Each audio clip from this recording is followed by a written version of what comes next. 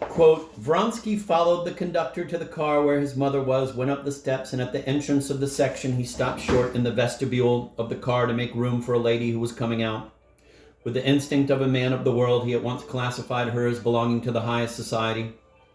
He begged her pardon, retreated, and was about to proceed on his way when he felt he must glance at her again. Not because she was very beautiful, not because of her elegance and subdued grace, but because in the expression of her charming face as she passed close by him, there was something peculiarly caressing and soft. As he looked back at her, she too turned her head. Her sparkling eyes that were gray but looked darker because of her thick lashes rested with friendly attention on his face, as though she were recognizing him, and then promptly passed away to the passing crowd where she was looking for someone. Vronsky had time to notice the suppressed eagerness which played over her face and flitted about her brilliant eyes and the faint smile that curved her red lips. She seemed to be brimming over with something that gleamed against her will in her eyes and her smile. Then deliberately she put out the light in her eyes, but it was still there on her lips.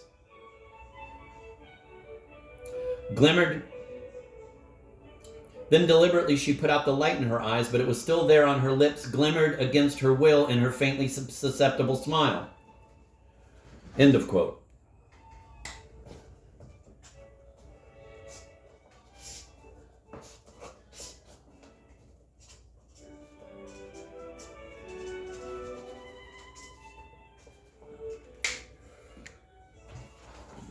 I'm going to read that one more time. It's just too good. Vronsky followed the conductor to the car where his mother was, went up the steps, and at the entrance of the section, he stopped short in the vestibule of the car to make room for a lady who was coming out. With the instinct of a man of the world, he at once classified her as belonging to the highest society.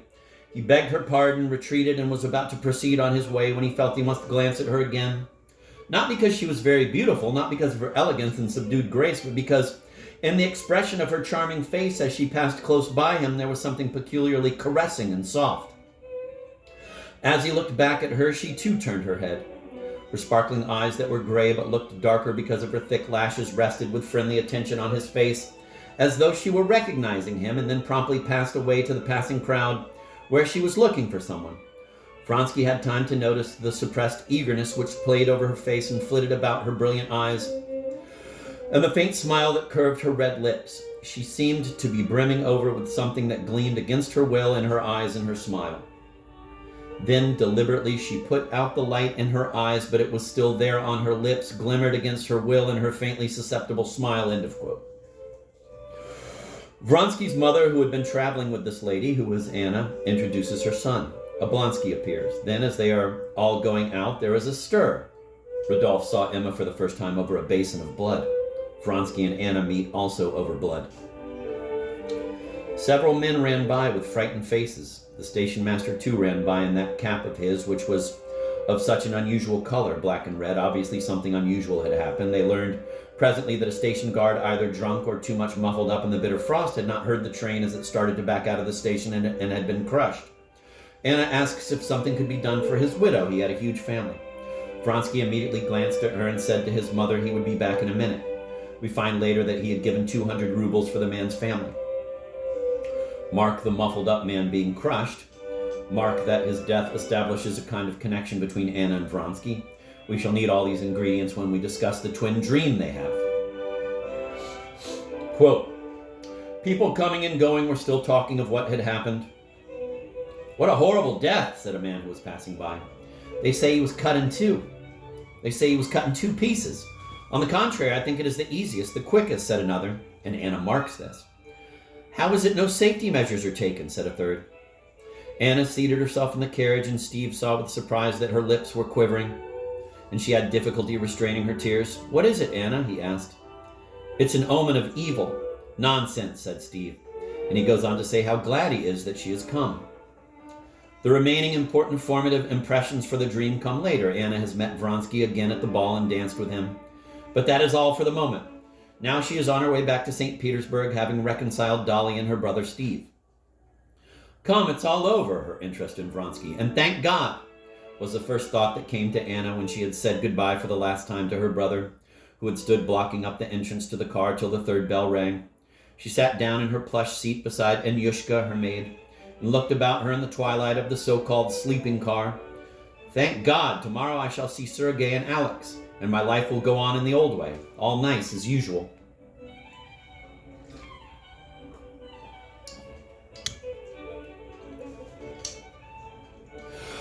Still in the same anxious frame of mind as she had been all that day, Anna took pleasure in preparing herself for the journey with great care.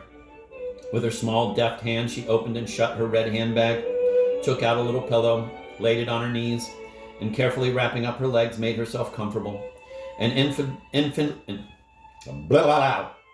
invalid lady was already settling down to sleep in her seat. Two other ladies began talking to Anna, and a stout elderly lady who was in the act of wrapping up her legs snugly made observations about the heating of the train, a crucial problem with that stove in the middle and all those icy drafts.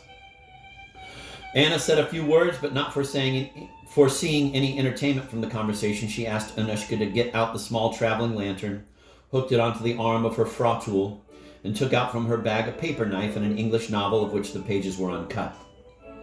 At first her reading made no progress. The fuss and bustle were disturbing, people walking down the passage along the doorless sections of that night coach. Then when the train had started, she could not help listening to the sound of the wheels. Then her attention was distracted by the snow beating on the left window and sticking to the pane and the sight of the muffled conductor passing by. An artistic touch this, the blizzard was blowing from the west. But it also goes well with Anna's one-sided mood, a moral loss of balance, and the conversations about the terrific blizzard raging outside. And so it went on, the same shaking and knocking, the same snow on the window, the same rapid transitions from steaming heat to cold and back again to heat, the same passing glimpses of the same figures, conductors, stove tenders in the shifting dusk, and the same voices. And Anna began to read and to understand what she read.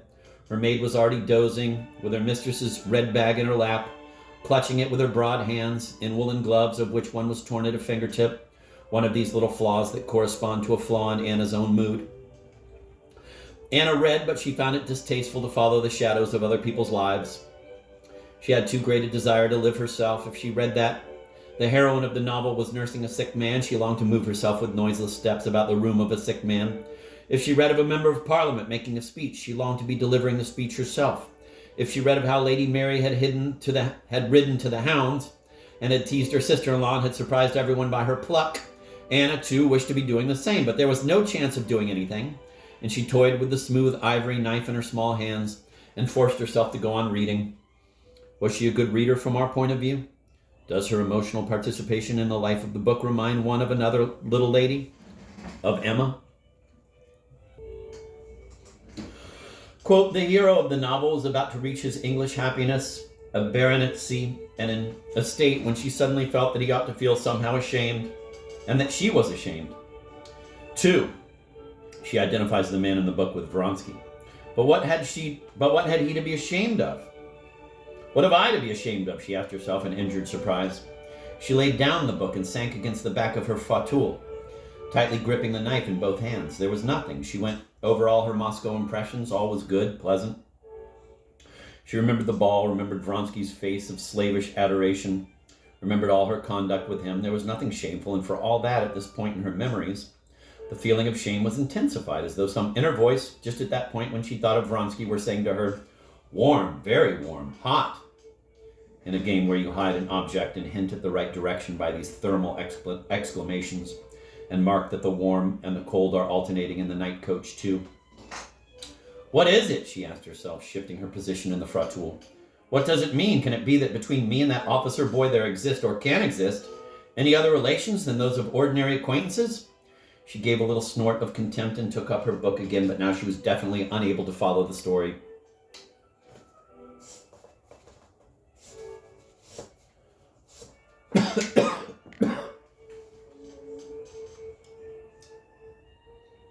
She passed the ivory paper knife over the window pane, then laid its smooth, cool surface, contrast again of warm and cold, to her cheek, and almost laughed aloud at the feeling of delight that all at once, without cause, came over her. Her sensuous nature takes over. She felt as though her nerves were violin strings being strained tighter and tighter on their pegs. She felt her eyes opening wider and wider, her fingers and toes twitched, something within her oppressed her. While all shapes and sounds seemed in the uncertain half-light to strike her with unaccustomed vividness, Moments of doubt were continuously coming upon her.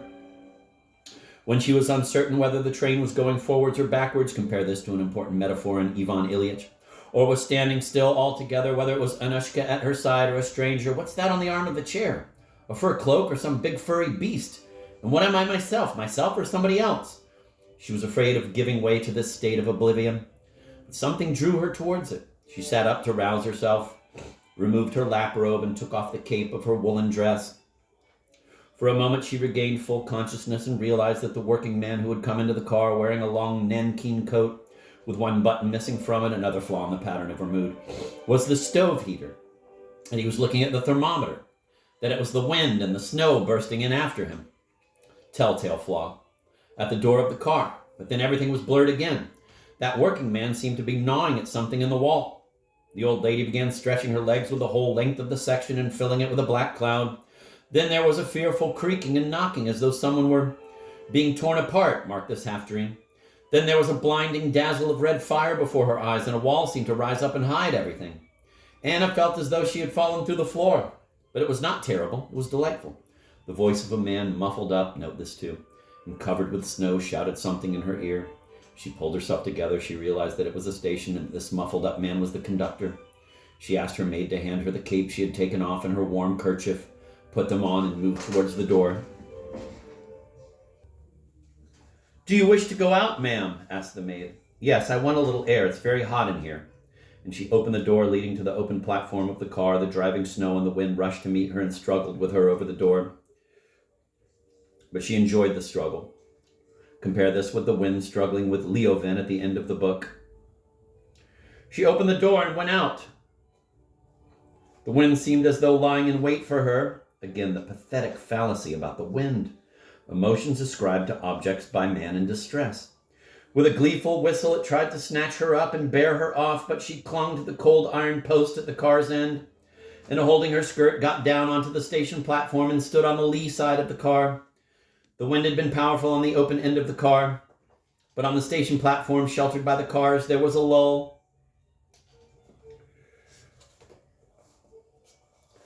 But then again, the raging tempest rushed whistling between the wheels of the cars and around the corner of the station along its pillars. The cars, pillars, people, everything that was to be seen was covered with snow on one side and was getting more and more thickly covered there. Now marked the following ingredient of the later dream. The bent shadow of a man glided by at her feet, and she heard sounds of a hammer upon iron. "Hand over that telegram," came an angry voice out of the stormy darkness on the other side. Muffled figures ran by, covered with snow. Two gentlemen with lighted cigarettes passed by her. She drew one more breath of the fresh air and had just put her hand out of her muff to take hold of the car platform post and get back into the car, when another man in a military overcoat quite close beside her stepped between her and the flickering light of a station lamp. She turned and immediately recognized Vronsky. Putting his hand to the peak of his cap, he bowed to her and asked, was there anything she wanted? Could he be of any service to her? She peered for a few seconds at him without answering, and in spite of the shadow in which he was standing, she saw, or fancied she saw, the expression of his face and his eyes. It was again that expression of respectful ecstasy which had made such an impression upon her the day before.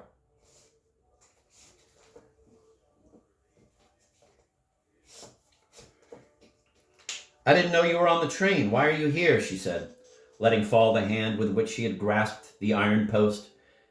An irrepressible, lovely joy lit up her face.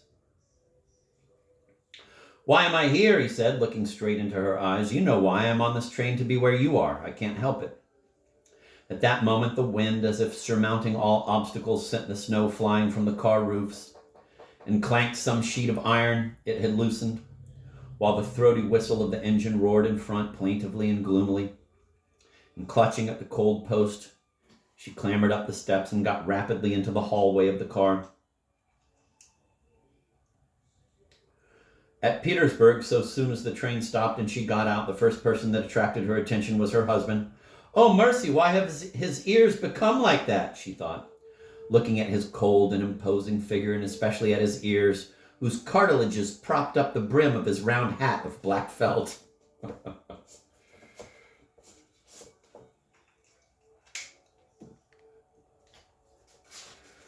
Leoven walked along the path towards the skating ground and kept saying to himself, "You mustn't be excited. You must be calm. What's the matter with you? What do you want? Be quiet, stupid," he conjured his heart. And the more he tried to compose himself, the more breathless he found himself.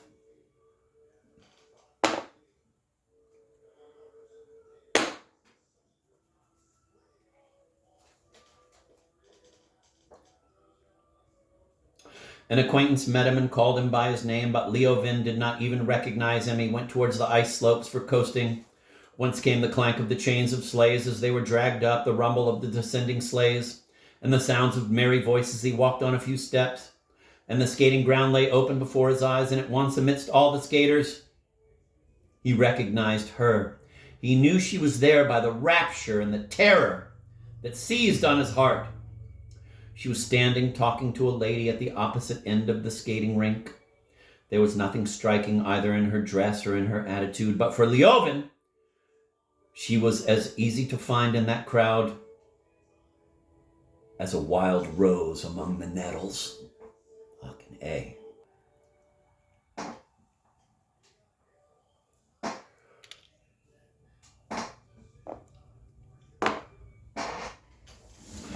On that day of the week and at that time of day, people of one set, all acquainted with one another, used to meet on the ice. There were crack skaters there showing off their skill, and beginners behind chairs on wooden runners clinging to the backs of these gliding chairs and scuttling along with timid, awkward movements, boys and elderly people skating for their health. They seemed to Leoven an elect band of blissful beings because they were here, near her.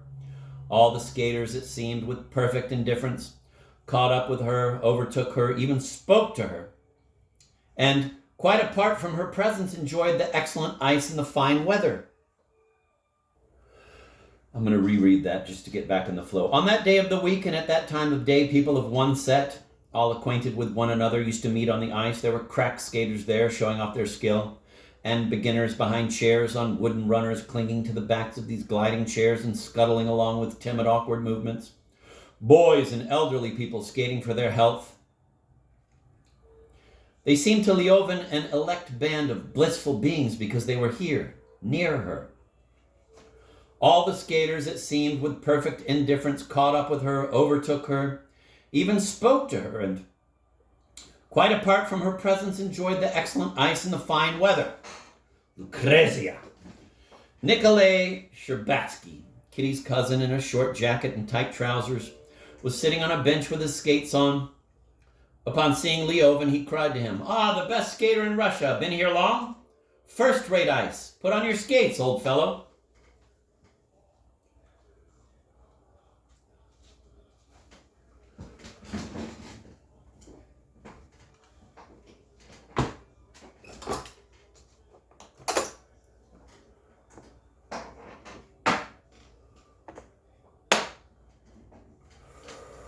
"I haven't got my skates with me," Leoven answered, marveling at this boldness and ease in her presence, and not for one second losing sight of her. Though he did not look at her, he felt that an invisible sun was coming near him. She was at the bend of the rink and holding together her slender feet in their blunt-toed high skating shoes. With obvious apprehension, she glided in his direction. Ridiculous. Garnett has Kitty turn her toes out. That's hilarious.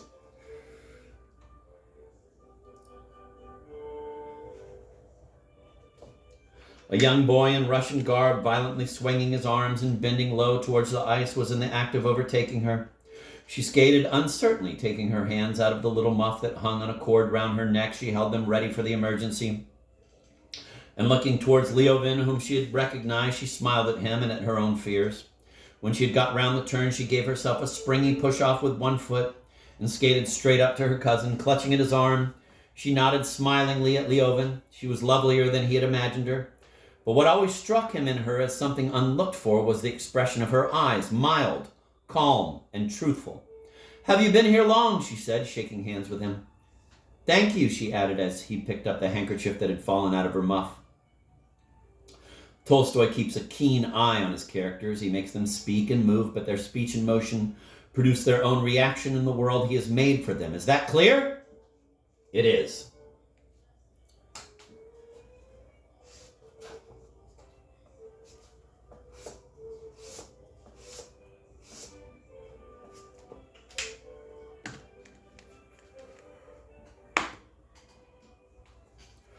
I didn't know you could skate and skate so well. She looked at him attentively as though wishing to find out the cause of his confusion. Your praise is worth having, she said. They say you are a crack skater. And with her little black gloved hand, she brushed off the little spikes of hoarfrost which had fallen upon her muff. Again, Tolstoy's cold eye. Yes, I used once to skate with passion, Leovan answered. I wanted to reach perfection. You do everything with passion, I think, she said, smiling. I should so like to see how you skate. Put on skates and let us skate together. Skate together? Can that be possible? Thought Leovan, gazing at her. I'll put them on directly, he said. And he went off to get skates. It's a long while since we've seen you here, sir, said the attendant, supporting his foot and screwing on the skate to the heel. There have been no first-rate skaters among the gentlemen since your time. Will that be all right? Said he, tightening the strap.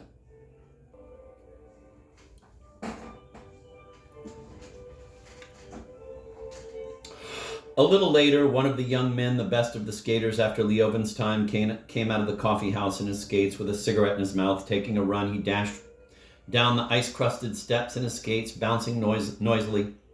He flew down, and without even changing the relaxed position of his arms, skated away over the ice. Ah, that's a new trick, said Leovan, and he promptly ran up to the top to do this new trick.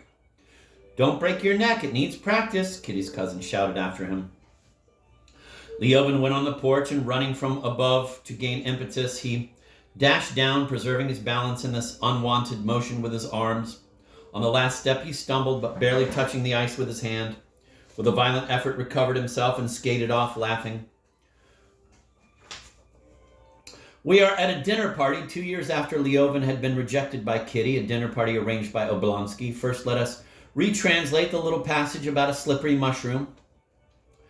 You have killed a bear, I've been told, said Kitty, trying assiduously to spear with her fork a slippery preserved mushroom, every little poke setting the lace quivering over her white arm. The brilliant eye of the great writer always noting what his puppets are up to after he has given them the power to live. Are there bears on your place? She added, turning her charming little head to him and smiling.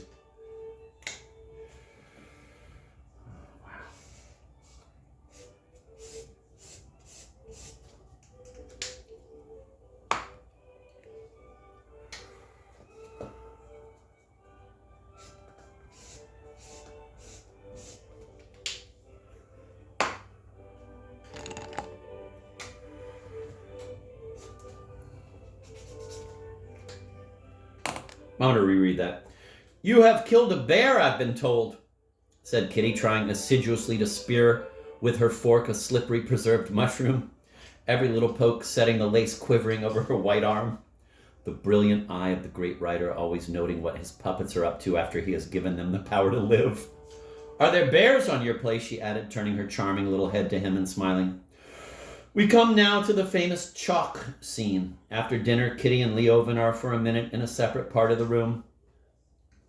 Kitty, going up to a card table, sat down and taking up the chalk, began drawing concentric circles upon the immaculate green cloth.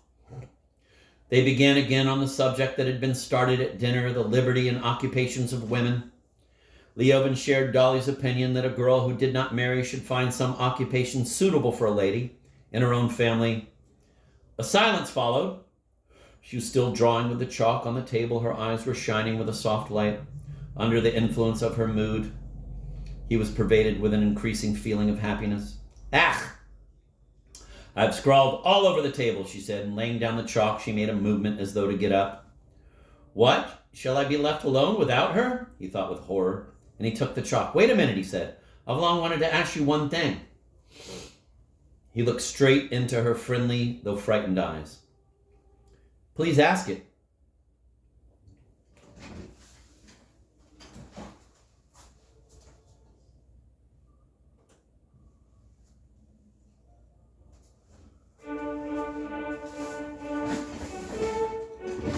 Please ask it. Here, he said, and he wrote the initial letters W-Y-S-N-D-Y-M-N. These letters meant, when you said no, did you mean never?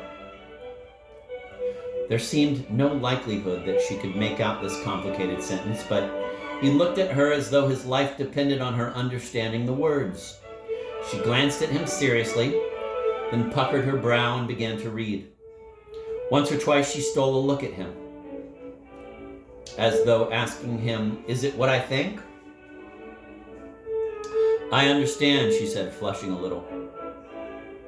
"What is this word?" he said, pointing to the N that stood for never. "It means never," she said, "but that's not true." He quickly rubbed out what he had written, gave her the chalk, and stood up. She wrote, "Ticnad." It meant, "Then I could not answer differently." He glanced at her questioningly, timidly. "Only then?" "Yes," her smile answered. "And now?" he asked. "Well, read this," she said. She wrote the initial letters F-A-F. This meant forget and forgive.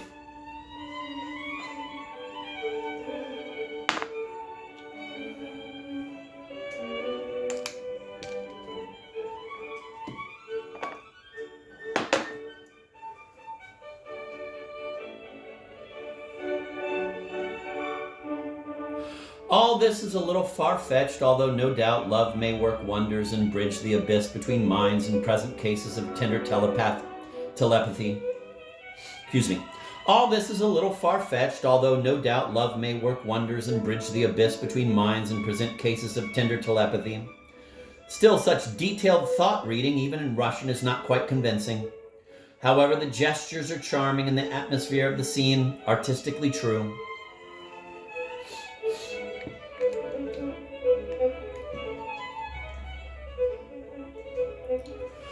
Tolstoy stood for the natural life. Nature, alias God, had decreed that the human female should experience more pain in childbirth than, say, a porcupine or a whale. Therefore, Tolstoy was violently opposed to the elimination of this pain. In Look magazine, a poor relation of Life magazine of April 8th, 1952, there is a series of photos under the heading, quote, "I photographed my baby's birth," end of quote. A singularly unattractive baby smirks in a corner of the page. Says the caption, clicking her own camera as she lies on the delivery table, Mrs. A.H. Husenfeld, a photography writer, whatever that is, of Cedar Rapids, Iowa, records, says the caption, these extraordinary views of the birth of her first baby, from the early labor pains to the baby's first cry.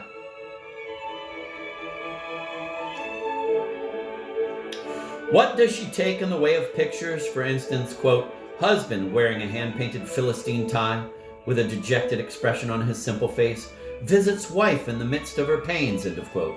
Or, quote, Mrs. Husenfeld shoots Sister Mary who sprays patient with disinfectants, end of quote. Tolstoy would have violently objected to all this. Except for a little opium, and that did not help much, no anesthetics were used in those days for relieving the pains of childbirth. The year is 1875, and all over the world, women were delivered in the same way as 2,000 years ago. Tolstoy's theme here is a double one. First, the beauty of nature's drama, and second, its mystery and terror as perceived by Leovan.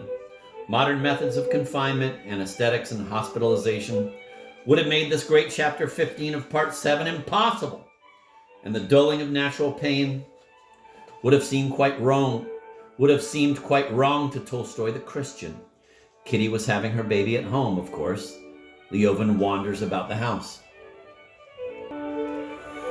He did not know whether it was late or early. The candles had all burned out. He sat listening to the doctor's small talk. Suddenly there came an unearthly shriek from Kitty's room.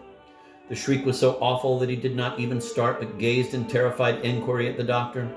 The doctor put his head on one side, listened, and smiled approvingly.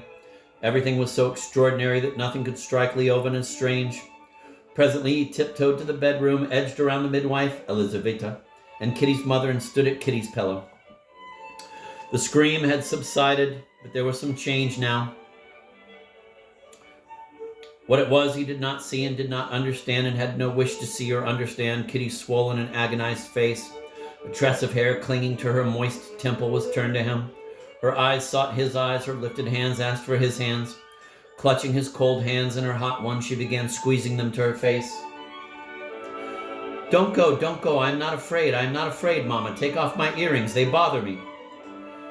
List these earrings with the handkerchief, the frost on the glove, and other little objects that Kitty handles in the course of the novel. Then suddenly she pushed him away. Oh, this is awful, I'm dying, go away, she shrieked. Leoben clutched at his head and ran out of the room. It's all right, everything is all right, Dolly called after him. She had gone through it 7 times herself. But, thought Leoben, they might say what they liked. He knew now that all was over. He stood in the next room, his head leaning against the doorpost, and heard someone emitting shrieks, howls such as he had never heard before, and he knew that this howling thing had been Kitty. But now he had long ago ceased to wish for the child. By now he loathed this child. He did not even wish for her life now. All he longed for was the end of this awful anguish. Doctor, what is it? What is it? Good Lord, he said, snatching at the doctor's arm as the latter came out. Well, said the doctor, it's the end. And the doctor's face was so grave as he said it that Leoben took the end as meaning her death. Of course, what the doctor meant was, it will be over in a minute now.